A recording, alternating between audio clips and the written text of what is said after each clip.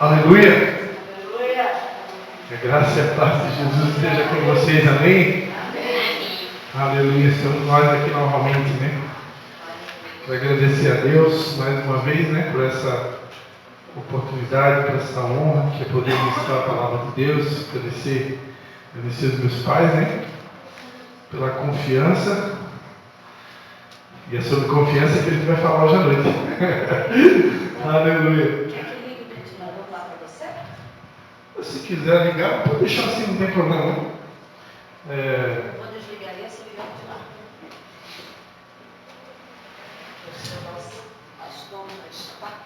Estamos entrando em ritmo de verão. Está funcionando, né? Amados, uma boa noite para vocês. Todo mundo aqui já me conhece, né? Quem não me conhece ainda, todo mundo conhece, já sabe que eu sou o pastor Christian, filho do pastor Dalcino e da pastora Mena, né? Amados, estamos aqui novamente com essa responsabilidade de compartilhar uma mensagem da parte de Deus. Deus é tão bom que eu já perdi há bastante tempo a característica de Gideão, né? Que é ficar pedindo confirmação para Deus. Eu não faço isso mais. Mas não sei porquê, hoje Deus me deu a palavra de manhã cedo, eu saí para caminhar, Deus já me deu a palavra, mas lá dentro de mim parecia que não tinha certeza ainda, é isso mesmo, né?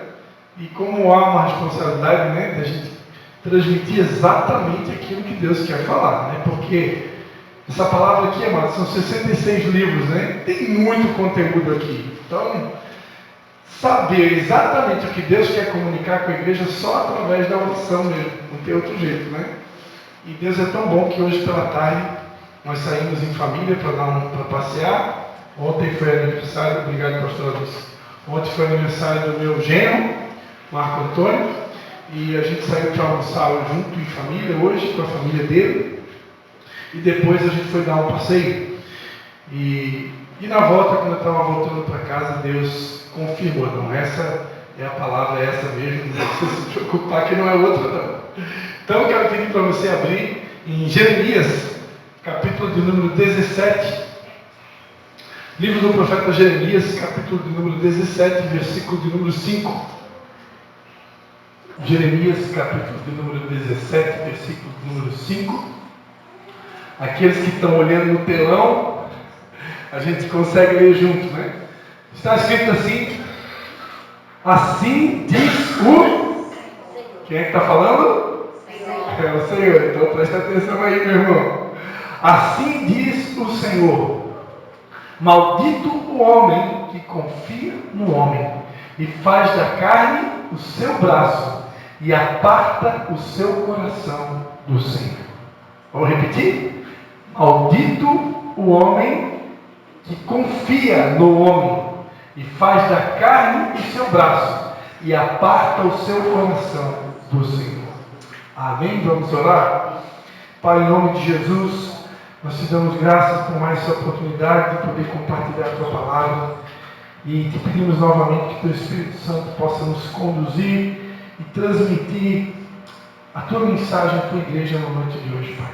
Fala conosco, queremos ouvir a tua palavra, a tua direção para a tua igreja nesse tempo. Em nome de Jesus. Amém? Amém. Aleluia. Repita comigo. Confiando em nosso Deus. Amém? Amém? Deus colocou no meu coração uma palavra de fé nessa noite, né? A palavra de Deus diz que sem fé é impossível agradar a Deus. E por que Deus me deu esse texto de Jeremias? Porque esse texto, ele é um texto que muitas vezes ele é mal interpretado pelos cristãos. E muitos cristãos utilizam esse texto para ter uma espécie de argumento para não confiar mais nas pessoas. Principalmente líderes que foram traumatizados com pessoas, pastores, líderes, empresários, ou até mesmo cidadão comum, né?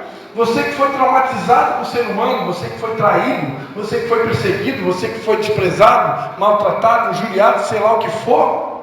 a tendência nossa é perder a confiança. Uma pessoa que já foi apunhalada pelas costas mais de uma vez, a tendência natural é que ao longo do tempo ela começa a perder a confiança. Ela não acredita mais no ser humano. Eu conheço pessoas, eu já vi pessoas, já convivi com pessoas, já me relacionei com pessoas que já não acreditam mais no ser humano. E que já não confiam mais. E algumas delas, se for crente, pode aproveitar o gancho de um texto na palavra de Deus que diz: maldito o homem que confia no homem, e pegar esse texto isolado, de uma forma errada ou errônea, e utiliza isso para simplesmente usar como argumento: a partir de agora eu não confio mais no homem, eu não confio mais no ser humano. Está escrito na palavra de Deus: maldito o homem que confia no homem. E aí você começa a cair numa armadilha de Satanás chamado isolamento. Não vou me isolar, eu não vou me relacionar mais, eu vou selecionar minhas amizades, porque afinal de contas o homem é mau. Jesus disse, né? O homem é mau. Então eu não vou confiar mais em ninguém. A partir de agora é eu e Deus, né? Eu não confio mais em ninguém. E aí a gente comete um erro muito grande, porque apesar da palavra de Deus dizer que maldito o homem que confia no homem, a interpretação correta dessa passagem não é exatamente isso que as pessoas pensam. A interpretação correta é: maldito o homem que confia na carne do seu braço. Porque o versículo seguinte, ele vai dizer: maldito o homem que confia no homem e que faz da carne do seu braço.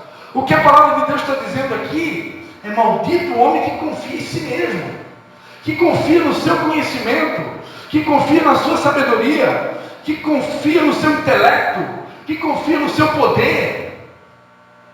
O salmista disse, né? Uns confiam em carros, outros confiam em cavalos, mas nós fazemos menção do nosso Senhor. Por que o salmista disse esse salmo? Né? Por quê? Porque à época, os grandes impérios confiavam no seu armamento de guerra, confiavam na quantidade de cavalos que aquele império tinha, na quantidade de soldados que aquele império tinha. Então, ter muitos soldados, ter muitos carros de guerra, ter muitos cavalos de batalha, era uma espécie de segurança, era sinônimo de segurança. E Deus a todo instante está querendo dizer: pare de confiar em exércitos, pare de confiar em cavalos de guerra, pare de confiar em carros de guerra, eu quero que vocês confiem em mim. Mas estou entendendo? Se não está entendendo, fica tranquilo que você já vai entender. Mas para não perder o raciocínio, amados, dessa direção inicial, o que Deus está querendo dizer é que a minha confiança não pode estar em mim mesmo, e nenhum outro homem, no sentido de achar que é o homem que vai resolver o meu problema. Quem aqui nunca ficou preocupado? A sua empresa de repente está passando por uma crise financeira, a empresa que você trabalha, e aí você fica pensando: e agora, será que eu vou receber o meu pagamento esse mês? Quem nunca passou por uma situação como essa? E existem inúmeros outros exemplos que eu poderia dar aqui, que a gente fica o tempo todo se estribando no homem, confiando no homem, dependendo do homem. E Deus, a todo instante, quer sinalizar e comunicar: confia em mim. Provérbios 3, versículo 5 diz: confia no Senhor de todo o teu coração e não te estribes, ou seja, não te apoie no teu próprio entendimento. O pessoal que esteve lá no sítio, lá no dia da família, né? Ou até mesmo aqueles que já viram ou tiveram a oportunidade de montar num cavalo, você sabe que para montar no cavalo você tem que botar o pé num negócio chamado estribo, né? E estribo fica ligado na sela do cavalo, né? O estribo é aquele apoio, você tem que colocar o pé para subir em cima do cavalo. Então, quando a palavra de Deus diz: confia no Senhor de todo o teu coração e não te estribes no teu próprio entendimento, a palavra de Deus está dizendo: não te apoie na tua mente, na tua sabedoria, no teu entendimento, no teu conhecimento, porque Deus não depende de lógica, amado. Eu, por exemplo, pastor Cristian, trabalho com vendas, né?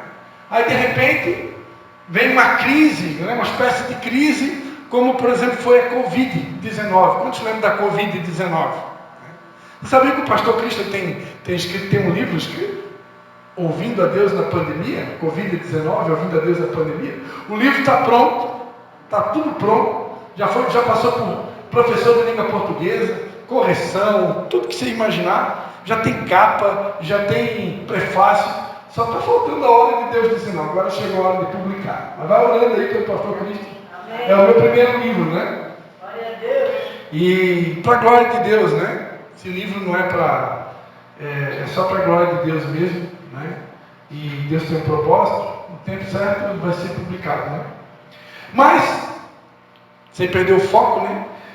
Em crises como foi a pandemia, uma pessoa, por exemplo, que trabalha com vendas, ela pode pensar, e agora? Pronto, agora lascou tudo, né?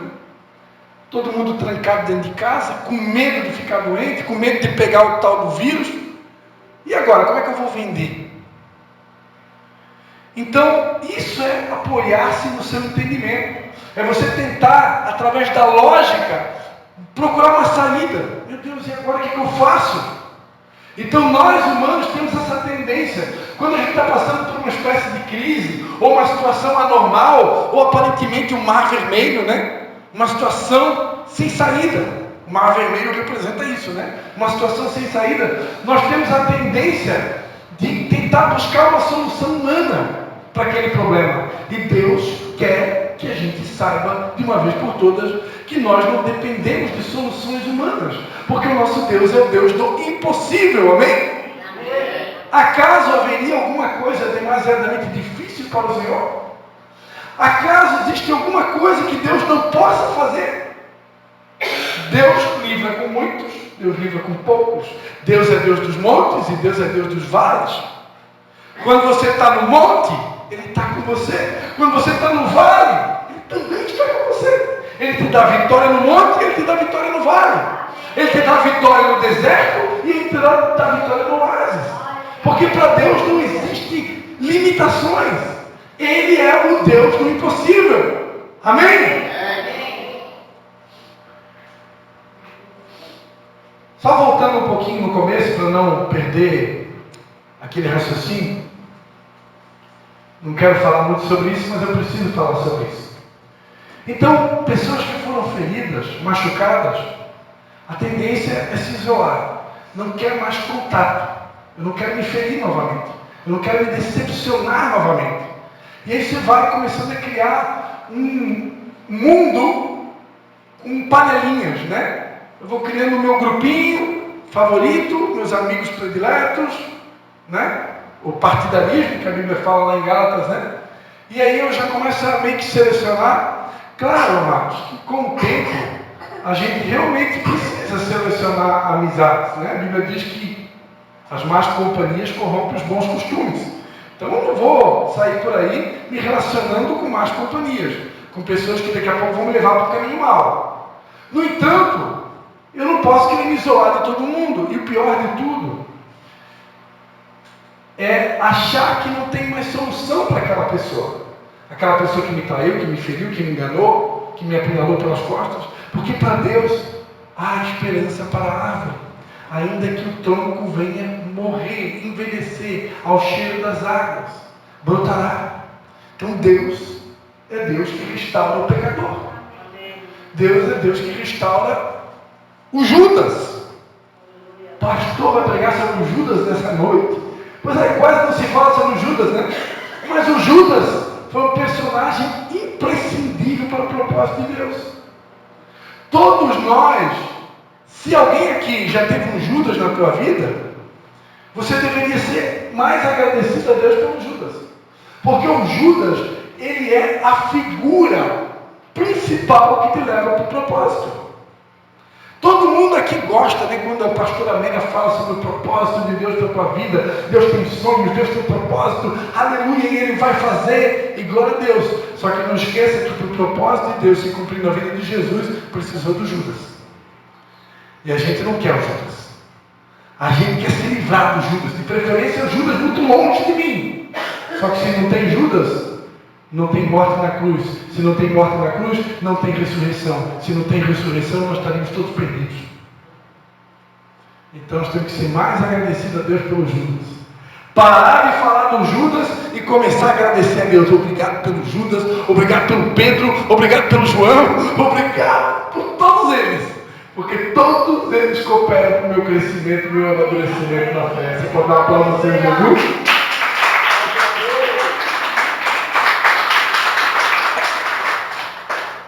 Irmãos, sinceramente, você acha que quando Jesus escolheu os 12, você acha que ele não sabia o que ele ia enfrentar? Você acha que ele, com a intimidade que ele tinha com o Pai, você acha que ele não sabia? Que naquela equipe ali tinha um que ia trair ele? Mesmo assim ele escolheu, porque para o propósito se cumprir precisava dos outros. Amém? Então, amados, cuidado. Nós precisamos devolver a confiança para as pessoas. Por mais que alguém possa ter nos machucado, nós precisamos devolver a confiança. Voltar a acreditar. Ah, mas se essa pessoa me enganar novamente, se eu for traído novamente, se eu for ferido novamente, e aí? Dane-se. Jesus disse que eu tenho que perdoar 70 vezes 7. Por quê? Porque até a tua volta de Jesus você vai perdoar muito, meu irmão. Até a volta de Jesus não tem como escapar disso. Ao menos que você queira o evangelho do light, o evangelho sem cruz, o evangelho sem Judas, o evangelho que as pessoas estão querendo pintar aí na internet, né? O evangelho que não é evangelho. Porque o evangelho de Jesus tem cruz, o evangelho de Jesus tem perseguição, o evangelho de Jesus tem o Judas. E tudo faz parte, né? Para a gente ficar mais parecido com Jesus, irmão, precisa de tudo isso aí. Porque o propósito final é a gente ficar parecido com Jesus. Então, amados, nós precisamos devolver a confiança. Eu não posso viver nesse mundo, sabe, o tempo todo desconfiando das pessoas. Não dá. Eu já passei por isso. Não estou pregando aqui para vocês uma coisa que eu não sei o que eu estou falando. Eu sei muito bem o que eu estou falando. Eu já vivi momentos da minha vida que eu não queria acreditar mais em ninguém. Né? Claro, tem algumas exceções, né? Tem pessoas que a gente confia até o fim, né? Pai, mãe, irmão, esposa. Né? Mas tem momentos que a gente se vê só. Está cercado por muitos, como diz aquela música da pastora Fernanda Brum, né? Cercado por muitos, mas se sentindo sozinho. Parece que não tem ninguém do meu lado. Alguém aqui já sentiu isso? Você levantar a mão. E eu preciso voltar a confiar. Nós, pastores, por exemplo, uma coisa que acontece, que pelo menos aconteceu já comigo, né? Quando a gente passa por muita decepção, a gente não quer dar mais oportunidade para ninguém. Não, ninguém mais agora vai fazer abertura do culto, ninguém vai administrar a oferta, só vai pregar no culto agora quem já estiver na categoria de vice-deus. E não dá, Deus quer que a gente dá a oportunidade. Ah, mas se a pessoa falhar, errar, dá oportunidade. A obra de Deus, nada é nosso. A gente está aqui só servindo. E se a pessoa errar, cometer algum erro, se for alguma coisa grave, cada um vai prestar conta com Deus. Né? Vocês sabem, né? Que tem pessoas que sobem no altar, em todas as igrejas, não só aqui, em todas as igrejas, que às vezes nem deveriam estar aqui em cima. Né? Jamais poderiam estar. Mas cada um vai prestar conta com Deus. Agora, nosso papel é acreditar até o fim. Porque esse evangelho aqui é o evangelho que transforma a prostituta numa mulher de família. É o evangelho que transforma um viciado num homem de família. Um ladrão num homem de Deus. Uma ladra numa mulher de Deus. Esse é o evangelho de Jesus. Se eu parar de acreditar nisso, irmãos, eu sirvo para qualquer coisa, menos para pregar o evangelho, menos para ser pastor. Tem pessoas que já não acreditam mais. Mas eu, até a volta de Jesus, eu tenho que continuar crendo. Amém? Agora, voltando para a mensagem, fecha parênteses. Qual era o problema com Israel, com Judá? Quando Deus usou o profeta Jeremias para dizer: maldito o homem que confia no homem, que faz da carne o seu braço e aparta o seu coração. A Bíblia diz que esse homem será como um arbusto no ermo ou no deserto, não verá a prosperidade quando ela vier, morará nos lugares secos do deserto, na terra salgada e inabitável. Agora, o homem que confia no Senhor, Jeremias 17:7, esse é bendito. Bendito o homem que confia no Senhor. O que não confia é maldito, mas o que confia é bendito. Esse homem que confia no Senhor e cuja esperança é o Senhor, ele será como uma árvore plantada junto às águas, que estende as suas raízes para o ribeiro. Não receia quando vem o calor, as suas folhas estão sempre verdes, e no ano da sequidão ele não se perturba e nem deixa de dar fruto. Você sabia que existe o ano da sequidão, meu irmão? Quem aqui já tinha ouvido falar no ano da sequidão? O ano da sequidão, meu irmão, é aquele ano que sabe, aquele ano que está tudo errado, aquele ano que está tudo infrutífero, aquele ano que foi o ano, meu Deus, eu não gosto nem de lembrar daquele ano, não é, pastor Alice? Porque aquele ano, meu Deus, é o ano da sequidão. Existe um ano da sequidão, assim como a Bíblia fala sobre o dia mau, né? O dia mau é aquele dia, o dia mau, já estava falando tudo, eu não vou entrar em detalhe. Mas existe também um ano mau, que é o ano da sequidão. Mas a Bíblia diz que esse homem que confia no Senhor, mesmo no ano mau, ele não se perturba, nem deixa de dar fruto. Você pode aplaudir o Senhor Jesus?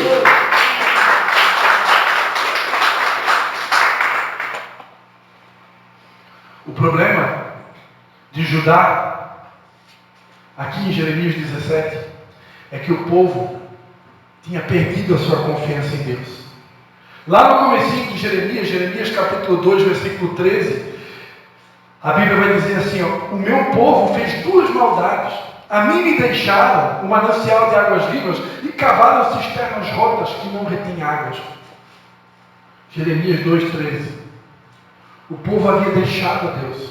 O povo havia parado de confiar em Deus. Quando você para de buscar, é porque você já não confia mais. Por que eu vou buscar a Deus? Para que eu vou vir na oração? Para que eu vou orar? Para que eu vou vir no culto? Para que eu vou na célula? Deus não responde a minha oração? Deus não faz?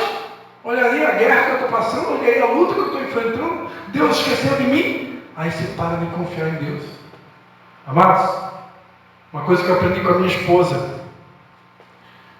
Deus nunca vai dizer sempre sim para as nossas orações. Às vezes a resposta vai ser não.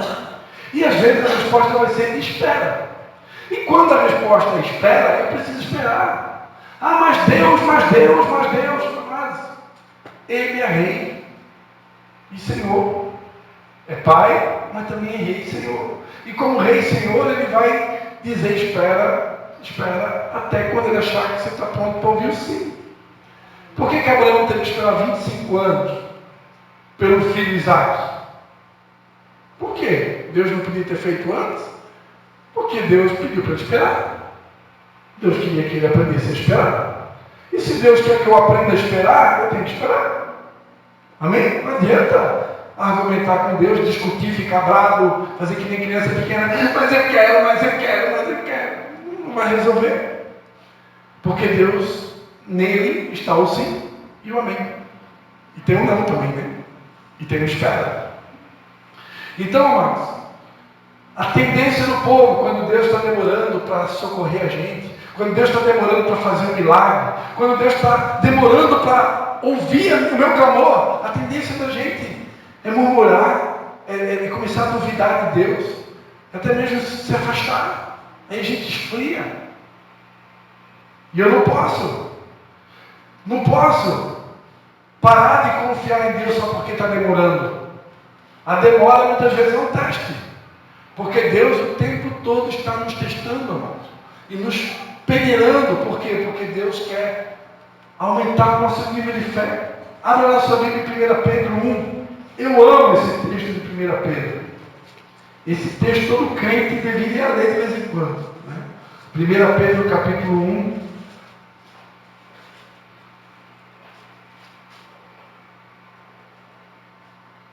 1 Pedro capítulo 1, a partir do versículo 3, a Bíblia diz assim: bendito seja o Deus e Pai de nosso Senhor Jesus Cristo, que segundo a sua grande misericórdia, nos gerou de novo para uma viva esperança, pela ressurreição de Jesus Cristo dentre os mortos, para uma herança incorruptível, incontaminável e inmarcessível, guardada nos céus para vós, que pelo poder de Deus sois guardados, mediante a fé, para a salvação preparada para se revelar no último tempo.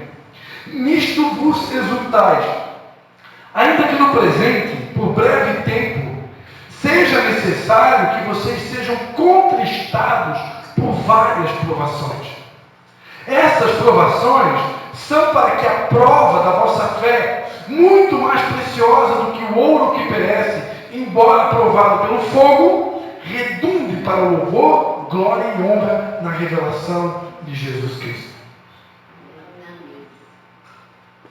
Essas provações são para que a prova da vossa fé, muito mais preciosa do que o ouro que perece, embora provado pelo fogo, redunde para o louvor, glória e honra na revelação de Jesus Cristo. Eu aprendi uma coisa com a pastora Joyce Meyer. Perguntaram para a pastora Joyce Meyer: pastora Joyce, Deus se alegra com o nosso sofrimento? Deus se agrada de ver a gente na prova, passando pela prova? Deus fica feliz quando a gente está triste?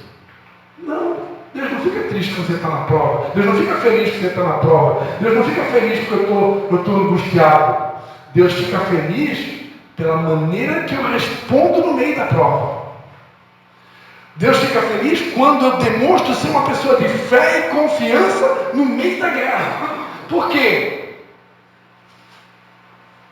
Ter fé e confiança quando tudo está dando certo, não tem provação, não tem luta, não tem guerra, não tem choro, só molezinha, dinheiro no bolso, sobrando dinheiro na conta. Aí, meu irmão, até o ímpio, aí qualquer um se alegra. Eu quero ver a gente dar glória e ficar feliz e dizer: eu confio no meu Senhor. Fazer igual a Jó, perder tudo que ele perdeu, ficar doente, a mulher falando mal dele, ele dizer: eu sei que o meu Redentor vive e por certo se levantará. Você pode dar uma aplauso de Jesus? Aleluia! Isso é ser crente, meu irmão. Isso é ser crente. Você está passando na prova, gemendo, chorando, mas eu sei que o meu Redentor vive, e eu sei que Ele vai me tirar dessa prova, e Ele vai me dar vitória. Por que Deus faz isso, pastor Cristian? Porque a fé, muito mais preciosa do que o ouro que perece, embora provado pelo fogo, deve redundar para o louvor, glória e honra na revelação de Jesus Cristo. Deus quer que a nossa fé glorifique o Pai. Por que a gente é chamado de crente? Porque a gente deveria ser as pessoas da fé. Porque crente é quem tem fé. Se eu não tenho fé, eu não sou crente, meu irmão. Eu posso ser criatura, eu posso ser qualquer outra coisa, mas crente é quem crê. É quem acredita. Em todo instante. Estou passando pela prova, estou dando glória a Deus. Estou na luta, glória a Deus. Estou na guerra, glória a Deus. Está difícil, meu Deus vai dar vitória. Isso é ser crente. Quem está aqui comigo? Isso é ser crente. Só que o povo de Israel tinha perdido essa confiança. Eles tinham perdido. Deus havia feito 2 deportações do povo. Deus usou Jeremias, avisou: vocês têm que se arrepender, tem que ter mudança de vida. O povo não ouviu Jeremias. Sabe o que aconteceu? O rei da Babilônia entrou em Jerusalém, sitiou todo mundo, levou uma leva de gente para a Babilônia. Depois veio de novo, levou mais uma leva de gente para a Babilônia. Aí ficou um restinho de gente em Jerusalém. Aí Deus usa o profeta Jeremias para dizer: olha, maldito o homem que confia no homem, que fica acreditando, achando que é o homem que vai dar a vitória para vocês. O povo de Judá naquela época estava acreditando que eles podiam se unir com o Egito e porque o Egito tinha muitos carros de guerra, o Egito tinha muitos soldados de guerra, então se unindo, fazendo aliança com o Egito, eles poderiam, quem sabe, triunfar sobre a Babilônia. Aí Deus usa o profeta, maldito homem que confia no homem. Achar que fazendo aliança com o Egito que vocês vão vencer o inimigo. Não, vocês vão vencer o inimigo confiando em mim, diz o Senhor. É confiando em mim.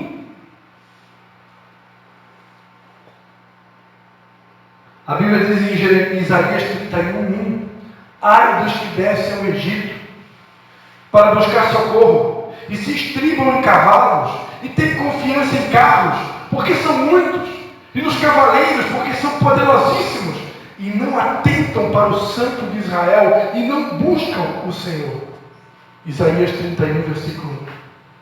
Quantos lembram aqui do caso de Gideão? Né? Abre lá Juízes, capítulo 7. Juízes, capítulo de número 7. Preguei essa palavra lá para a liderança de Tijucas. Estava eu e minha mãe há um mês atrás, mais ou menos, um pouco mais. Juízes, capítulo 7. A partir do versículo 2.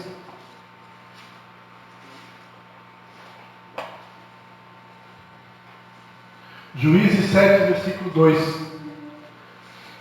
A gente vai ler até o 6, tá? Até o 7. Tá? Até o 7, tá, minha irmã? E disse o Senhor a Gideão: muito é o povo que está contigo, para eu dar os midianitas em sua mão, a fim de que Israel não se glorie contra mim, dizendo: a minha mão me livrou. Agora, pois, apregou aos ouvidos do povo, dizendo: quem for covarde e medroso, que volte e se vá apressadamente das montanhas de Gileade. Então voltaram do povo 22.000, e 10.000 ficaram. E disse o Senhor a Gideão: ainda tem muito povo aí. Faz-os descer as águas, e ali os provarei. E será que aquele que te disser: este irá contigo, este contigo irá. Porém, todo aquele de que eu te disser: este não irá contigo, esse não irá. E fez descer o povo as águas. Então o Senhor disse a Gideão: qualquer que lamber as águas com a sua língua, como as lambe o cão, esse porás à parte, como também a todo aquele que se abaixar de joelhos a beber. E foi o número dos que lamberam, levando a mão à boca, 300 homens. E todo o resto do povo se abaixou de joelhos a beber as águas. E disse o Senhor a Gideão: com estes 300 homens que lamberam as águas, vos livrarei e darei os medianitas na tua mão, pelo que toda outra gente se vá, cada um ao seu lugar. Glória a Deus. Amado, você tem noção do que é você ir para uma guerra com 32.000 homens? Você imagina o que é isso? Você ir para uma guerra com 32.000 soldados. E Deus, na primeira peneira, Ele já leva de cara 22.000. Aí sobrou 10.000, né? Gideão deve ter pensado: agora lascou, acabou-se, está tudo perdido. Não, Gideão, calma aí, tem mais um teste ainda. E aí, leva o povo para beber água. Eu quero fazer mais um testezinho. Quero ver se eles são bons de vigiar. A Bíblia diz: nesse sede sóbrios, vigiai, porque o vosso adversário anda de redor, rugindo como leão, buscando a quem possa tragar. Então, ser vigilante é uma atitude de um soldado de Deus. O soldado de Deus, ele tem que estar sempre vigilante, porque nunca sabe de onde é que vem a armadilha do inimigo. E aí Deus vai fazer a prova da vigilância. Vamos ver qual o jeito que eles que se abaixa para beber água. Vamos ver se eles se abaixa para beber água, né? E baixa a cabeça, ou se eles pegam a água vigiando. Amados, daqueles 10.000, só 300 tomaram água vigiando. Todos os outros, se vem o exército inimigo, corta a cabeça, meu irmão. Você não consegue nem se defender, está de cabeça baixa. Diga para o seu irmão: não baixa a cabeça, meu irmão. para que não caia a tua coroa. Crente não pode andar de cabeça baixa, crente tem que andar de cabeça para o alto. Eleva os meus olhos para os montes, de onde me virá o socorro? O meu socorro vem do Senhor que fez os céus e a terra. Crente de cabeça baixa não serve para o exército. Sobrou só 300. Deus queria mostrar para Gideão que não era o exército que ia dar a vitória, que era Deus. Era Deus que ia fazer o milagre, era Deus que ia operar. Só que nós, a exemplo do povo de Judá, muitas vezes nós somos tentados a olhar para as circunstâncias. Lembra de Pedro? Quando Pedro foi convidado por Jesus para andar sobre as águas, né? Pedro estava indo muito bem. Foi o único dos 12 que conseguiu andar sobre as águas. Até que ele tirou os olhos do alvo, que é Jesus, e começou a olhar para o vento, para o barulho das ondas, o tamanho das ondas. E aí Pedro começou a afundar. Todas as vezes que nós tiramos os olhos de Jesus, quando nós paramos de confiar nele, nós começamos a afundar. Quantos estão entendendo o que é confiar no homem? Confiar na carne do braço. Maldito homem. A pessoa que não confia em Deus e que confia só na carne do seu braço, a Bíblia diz que ele será como um arbusto do deserto. Um arbusto do deserto. Sem água, sem vida, solitário, sem força, sem valor. Mas o homem que confia no Senhor, esse homem, exatamente como diz lá no Salmo número 1, esse texto de Jeremias 17, ele reproduz uma parte do Salmo número 1, porque o Salmo número 1 diz: bem-aventurado o homem que não anda segundo o conselho dos ímpios, nem se detém no caminho dos pecadores, nem se assenta na roda dos escarnecedores.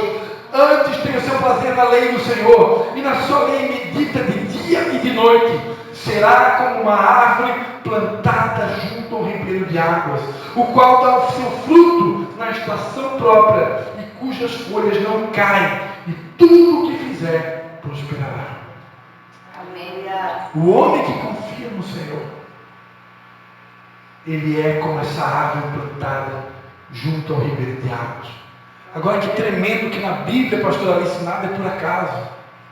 Aqui no Salmo de número 1, o salmista vai dizer que o homem que é semelhante à árvore plantada junto ao ribeiro de águas, que dá o seu fruto na estação própria e que as folhas não caem, quem é esse homem? É o homem que medita na palavra.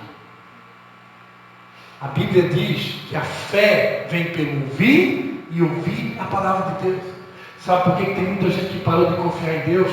Porque não está mais lendo a Bíblia, não está mais se alimentando da palavra de Deus, não está mais meditando da palavra de Deus. Aí você não tem mais fé, a tua fé está raquítica, a tua confiança está doente, está enferma. A igreja de Jesus hoje é uma igreja doente, é uma igreja sem fé, é uma igreja fraca, porque não ora, porque não jejua, porque não lê a palavra, não medita na palavra.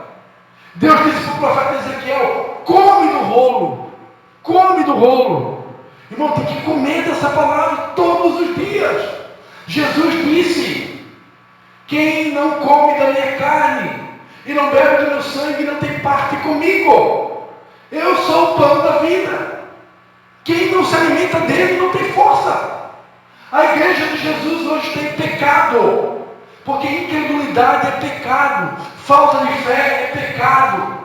A Bíblia diz: não andeis ansiosos. Aí a gente vem e prega sobre não andeis ansiosos com coisa alguma, né? Olhai para os lírios do campo, eles não trabalham nem fiam, né? Olha para os passarinhos, né? E o Senhor cuida deles. Quanto mais o Senhor não vai cuidar de vocês, homens de pequena fé. Aí a gente vem e prega uma palavra como essa e passa a mão na cabeça de todo mundo, como se a ansiedade fosse uma coisa comum de ser praticado. E Deus me disse para falar para a igreja nessa noite: ansiedade é pecado. Ansiedade muitas vezes é falta de fé. Claro, pastor Cristiano, não seja tão radical. Existem pessoas que enfrentaram tantas guerras na vida, que estão doentes, tudo tudo bem, né? E muitas delas precisam de tomar medicação, e tudo bem, porque ficar enfermo é comum do ser humano, mas muitas vezes essa ansiedade, ela está ligada à falta de confiança em Deus. Eu parei de confiar em Deus. Eu estou olhando para as guerras, eu começo a olhar para a guerra do meu irmão, eu começo a olhar para a guerra do meu pastor, eu começo a olhar a guerra do meu patrão, eu começo a olhar a guerra dos meus filhos, e aí eu começo, meu Deus, e agora o que vai ser? O que vai ser é que o meu Senhor vai dar mais uma vitória. O que vai ser é que quando eu tiver com confiança nele, ele vai dar mais uma vitória, e mais uma vitória, e mais uma vitória. Ele está provando a minha fé. Se eu sou crente de verdade, porque dizer que é crente, até o diabo é crente, a Bíblia diz, irmão, estremece. Agora Deus quer que a gente seja crente de verdade. Crente de verdade, está chovendo canivete, tem crise lá fora, o mundo está no caos, os governantes é só podridão, meu Deus. Mas eu sei que o meu Redentor vive e ele é maior do que tudo isso. Ele é maior do que aqueles que estão no poder, do STF, seja lá quem for. Ele é o Deus do impossível. Olha assim, meu irmão, abra a Bíblia aí, Salmo 103, versículo 19. Salmo 103, versículo 19. Se a gente pensar um salmo que todo mundo tem que decorar. Eu tenho que decorar alguns textos da Bíblia. Salmo 103, versículo 19. O Senhor tem estabelecido o seu trono nos céus, e o seu reino domina sobre tudo. Deus nunca perde o controle. Ele domina sobre tudo. Nada acontece no planeta Terra sem o consentimento de Deus. Não cai um fio de cabelo da nossa cabeça se Ele não permitir. Pode ter governante mau no poder. Deus não perdeu o domínio e o controle sobre a terra. Ele reina sobre tudo. E Ele tem poder para transformar qualquer situação. Amém? Nós precisamos nos arrepender. Essa palavra que hoje à noite é uma palavra de arrependimento. Nós precisamos nos arrepender. De verdade. Pelas vezes que faltou confiança. Pelas vezes que faltou fé. Pelas vezes que a gente duvidou que Deus tem poder de mudar as circunstâncias. Pelas vezes que a gente achou que agora está tudo perdido. Meu Deus, agora perdeu. Agora danou as patrões. Agora acabou. Fui demitido. Meu Deus, acabou. O mundo se acabou agora. Não, se você foi demitido, creia que Deus, que é poderoso, que é bom, vai te dar um emprego melhor. Amém? Ele te deu um livramento daquele trabalho, vai te dar um emprego melhor. Mas o diabo vem, mano, agora lascou tudo. E a gente escuta e fica ouvindo o diabo. E fica dando crédito para o diabo. O diabo, meu irmão, ele nunca vem para te animar. Ele só vem para te botar para baixo. Esse é o papel dele. Roubar, matar e destruir. Eu tenho que crer que eu sirvo um Deus bom. A Bíblia diz que aqueles que se aproximam de Deus precisam crer que Ele existe e que Ele é galardoador dos que o buscam. Aleluia! Galardoador, sabe o que é galardoador? É um Deus que ama dar presença. Ele ama abençoar os seus filhos. Mas se eu não crer, meu irmão, a Bíblia diz que quando você pensa na sua alma, assim é. Se você crê que Deus é um Deus mesquinho, se você crê que Deus não tem poder para te dar livramento, se você crê que Deus não pode te tirar dessa situação, infelizmente, Ele não vai fazer. Porque sem fé é impossível agradar a Deus. Não pense que essa palavra é só para você não, tá? Essa palavra é para mim também. Porque muitas vezes a gente se acostuma com alguns hábitos e ficar ansioso parece que já virou hábito para a igreja. E Deus me trouxe aqui para lembrar que a ansiedade é pecado. Falta de confiança em Deus é pecado. Falta de fé é pecado. Eu preciso me arrepender. 40 anos o povo andou no deserto por causa de incredulidade, falta de fé, falta de confiança e murmuração. Coisa que quer ficar no deserto para o resto da vida. É só perder a confiança e ficar reclamando. Agora, quando volta a confiança, eu começo a agradecer. Eu sei que o meu Redentor vive e Ele vai me dar vitória. Aí o milagre vem. Aí a bênção vem. Amém? Eu vou pedir para a irmã colocar uma música lá. Eu quero convidar você, quantos quiserem entrar em arrependimento comigo, Eu não sei você, eu vou me ajoelhar aqui, ó. Eu quero pedir perdão a Deus. Eu, como sacerdote, vou pedir perdão por você, vou pedir por mim, seja pela minha casa, e vou pedir perdão, para que Deus nos perdoe e nos dê mais uma chance. Nós precisamos voltar a crer. Amém? Se eu não entender que isso é pecado, eu vou continuar errando de novo. Se eu não entender que isso é pecado, eu vou continuar fazendo, porque eu acho que não é pecado, eu acho que é normal, aí continua no pecado. Agora, se eu entender que é pecado não confiar em Deus, que Deus disse que é maldito. Maldito, Deus falou. É um amaldiçoado a pessoa que não confia nele. É o que está escrito na Bíblia. Não estou lendo a Bíblia. Vai morar no deserto. A Bíblia diz, vai ser como um arbusto no deserto. Mas se você quiser confiar, devolver a confiança para Deus, você vai ser como um homem plantado junto a ribeiro de água, que vai vir o ano da sequidão, você nem vai perceber. E até mesmo no ano do estio vai dar fruto. Aleluia. Aleluia.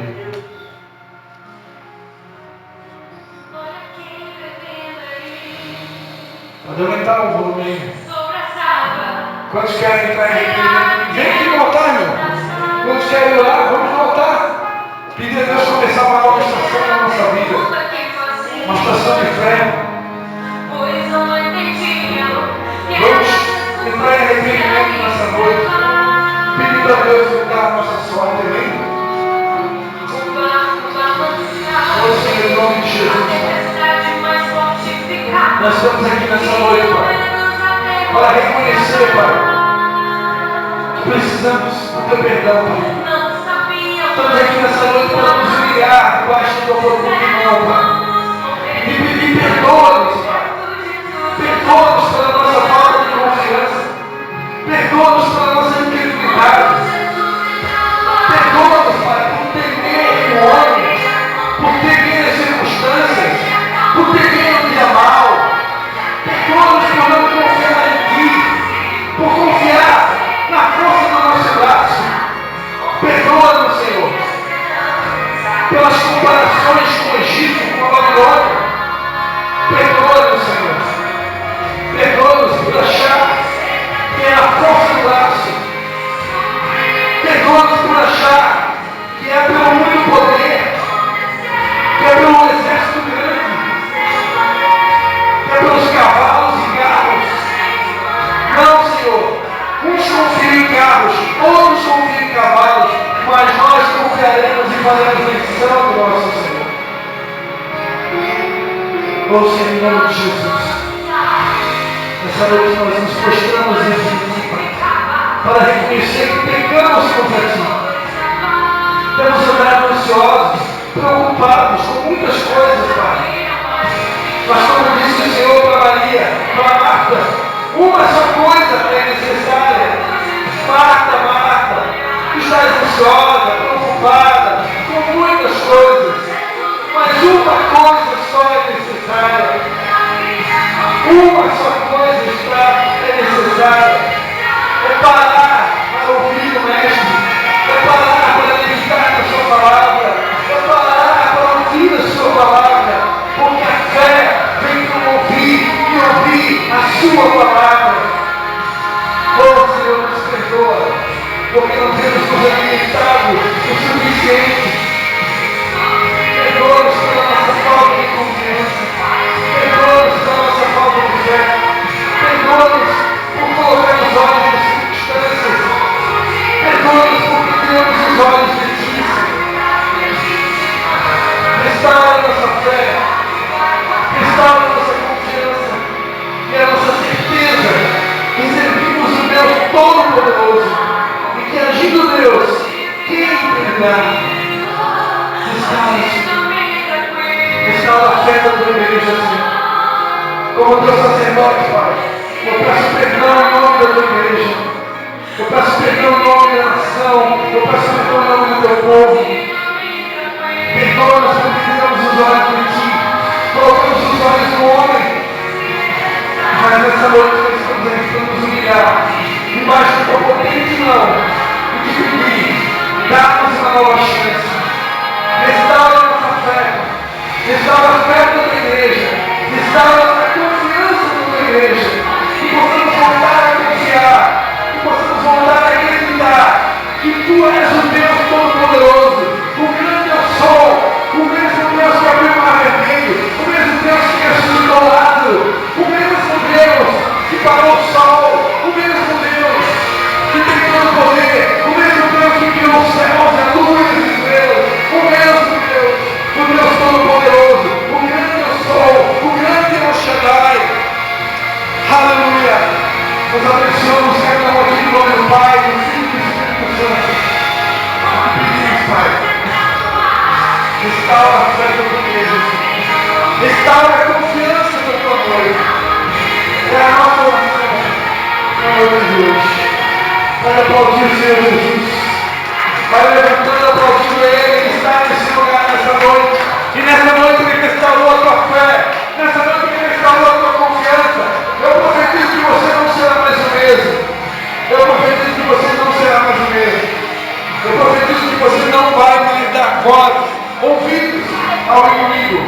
Você não vai dar os ouvidos ao inimigo. Aleluia. É um novo tempo. Um novo tempo. Começa sobre a tua vida, sobre a minha vida. Aleluia.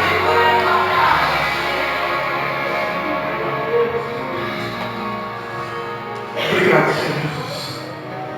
Dá mais uma pausa, Senhor Jesus. Amém.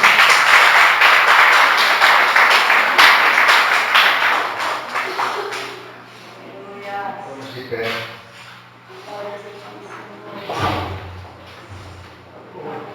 Deus, nosso Pai protetor, nosso Pai amado. Obrigado, meu Deus, pelas vidas que aqui estão, Pai. Onde tua palavra vem nos ensinar a te buscar mais. Tua palavra vem nos confrontar. Obrigado, meu Deus. Nos leva, Senhor, debaixo da tua proteção, Senhor. Chegamos na semana de bênção, semana de paz. Deus, em nome de Jesus. Guarda, Senhor, cada um que está aqui, e nos livra, Senhor, de todo mal, de todo acidente, em nome de Jesus. Amém.